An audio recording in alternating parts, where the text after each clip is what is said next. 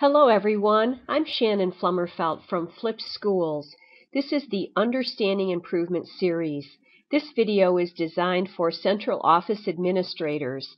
In this video, we're going to examine a very useful tool called the Shewhart Cycle of Continuous Improvement.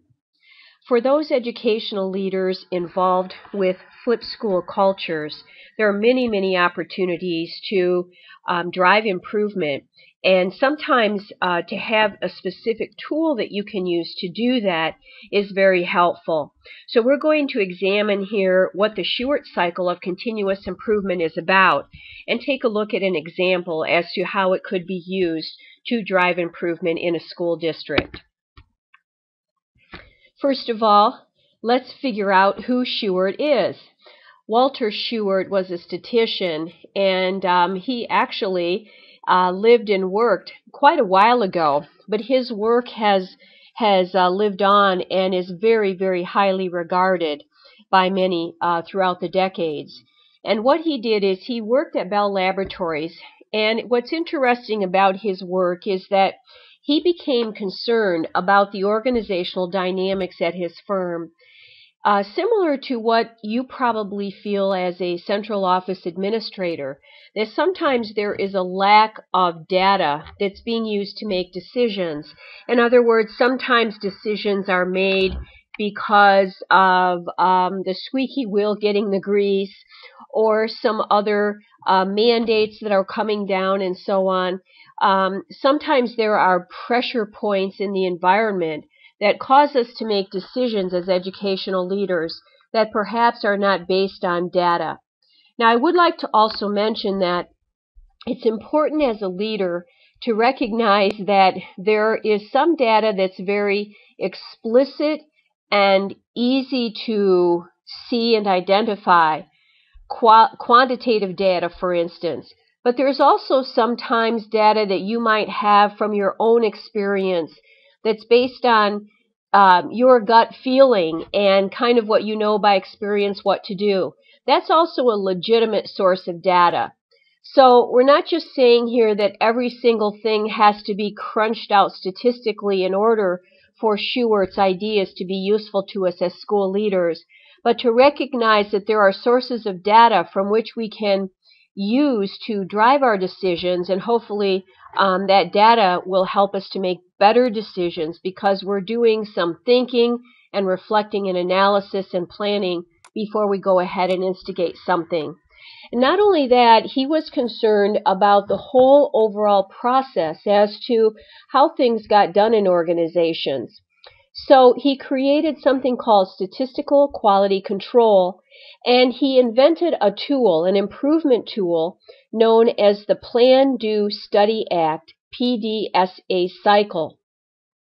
Very often today you'll hear this referred to as the Plan, Do, Check, Act, PDCA cycle of improvement.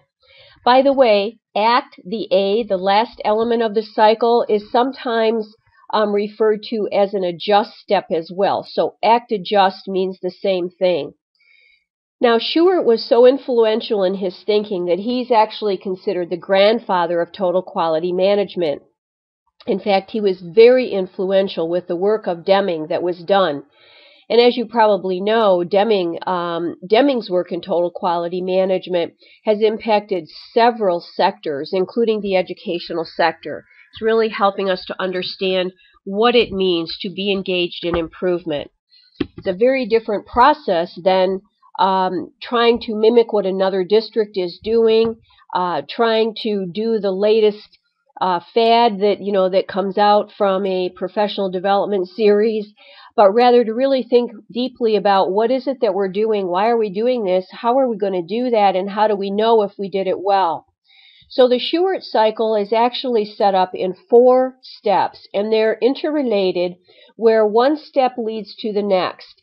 And what we try to do with the Shewhart cycle is to use this cycle of improvement either on a personal professional level or an organizational professional level. So it can be used with small groups, large groups, individual people.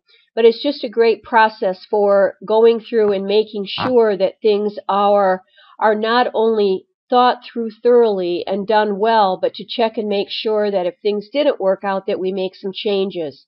So the 4 steps are planning, as I mentioned before, which means that we go ahead and identify the problem.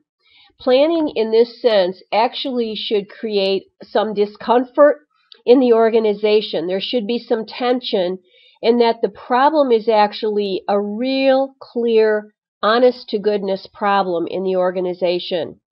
And then what that does is that leads us to want to do something about it. So doing is the next step. In doing, what we do is we try to set a SMART goal or a target condition or an objective for the work that's going to be done. Some kind of a highly valued metric is very useful. And also, we establish roles and responsibilities, who's responsible for what, when it will be done by, and so on.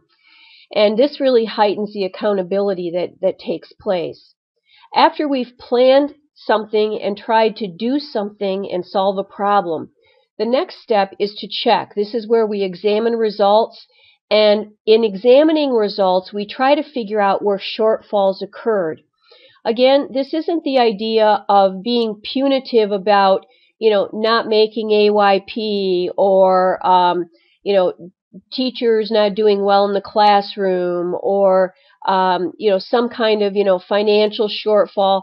But the idea is to examine the results and find the shortfall so that the last step can happen. And that's an adjustment is made, that an improvement is made, and that there's also some reflection on the lessons learned. One of the things that's nice about this continuous improvement loop is that the Shewhart cycle helps us to focus on process improvement rather than blaming people and taking a punitive approach. So let's take an example, a quick example of how this process might work for a given school district. Let's say that a district is considering using a mentor program to improve leadership. Let's run this through an example of PDCA. In this particular district, what we do is we begin with a plan. And in this case, what we're trying to do is get to a common understanding of the problem and also to get to the root cause of the problem. I don't know how many times you've been in a meeting and people will be sitting around a table and everyone has a different problem in their head that they think that the meeting is about or that we're trying to solve. So this becomes very overt, where we actually discuss openly what is the problem and to make sure that we're at the root cause of that problem. So in this district, there was some planning work that was done. Again, you allocate some time and effort to this and appreciate it as a valued part of the improvement cycle. And what we found is that administrative performance in the district is lacking because there is actually a lack of talent management and a lack of development processes in the district. So instead of stopping at, administrators aren't performing well, we ask the question, why aren't they performing well, and find out that there's actually a deeper root cause problem. And in this particular case, this is where the problem is with talent management and a lack of development. And so that creates a target condition for us. Notice this target condition is very different than what you might think, and that is that we're trying to improve leadership performance. And again, the more specific we can be and explicit about the target condition, the better off. So let's say that we're going to use a standard-based approach. So we'll look at nationalized leadership standards for education, and we will go ahead and look for an increase of 10%. So what do we actually have to do? Well, in order to have this happen, we know we need a mentor program. So we'll ask the board to approve a mentor program that's developed by the Assistant Superintendent for Personnel. That'll happen by the end of the year. And then school administrators and their selected internal mentors must participate in the pilot program. So what happens after that is we go ahead and we set that up. So we have a year of development and a year of piloting. And then we have to check and see what actually happened. Well, we might find, for instance, in the check that the mentor program worked, but not totally, that it increased in performance by 5% when we were actually looking for a target condition of 10. So that we know that there is a need for a leadership standards-based action plan that has to be developed by the mentees and mentors. In other words, just having a mentor and saying, go ahead and work together based on these standards isn't enough. There's a need for an action plan. And so the check will help us to understand that. So instead of saying, we tried this program and it just didn't get us what we wanted, so we're going to just throw it out the window. No, what this check step does is it asks you to go ahead and try it again and rethink it and make it better the next time. And when you go through this process of checking, it's really very nice for people because it helps the people who have been involved in the program to understand that it's valued. Whereas if you try something and it doesn't work and you throw it out and then you go to a whole nother idea the next year, people sort of get lost in that. So this continuous improvement cycle is really a nice thing for morale as well as for increasing the results of your organizational performance. So we begin to see now that we're understanding, we have to really shore this up a little bit. So if we're going to have a mentor program, we have our standards, but we're going to need an action plan. And that's going to be developed by the mentees and mentors together. And then we'll go ahead and make that adjustment. So we say, here's what we need to do. There will be training for mentors in leadership standards and mentoring. There will be training for mentees in developing an action plan and working with a mentor. And the last thing is that we're going to ask both the mentor and the mentee to actually sign off as action items are completed. And this way that we found that, this will hopefully enable people and not expect them to do something they can't do, but also heighten personal accountability. And we believe this will help. So we're going to try it again, and, we'll try it, and if we see that we still have problems, then we go ahead and we'll address those problems. So you try this a few times to make sure that the foundation of work that, originally was started can actually be fully developed before we go through just the shortcut way of, throwing it out and trying something else.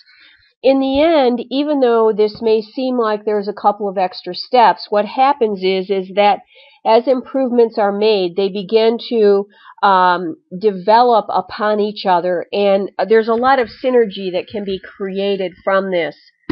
And so as you work with flipped schools and a flipped school culture, you certainly are going to need to keep in mind as an educational leader that there are great opportunities for improvement in your school districts. And hopefully the Shewhart Cycle of continuous improvement will help you to be able to actualize that a little bit better.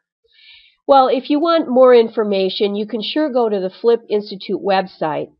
It's found at http://theflipinstitute.com/about/.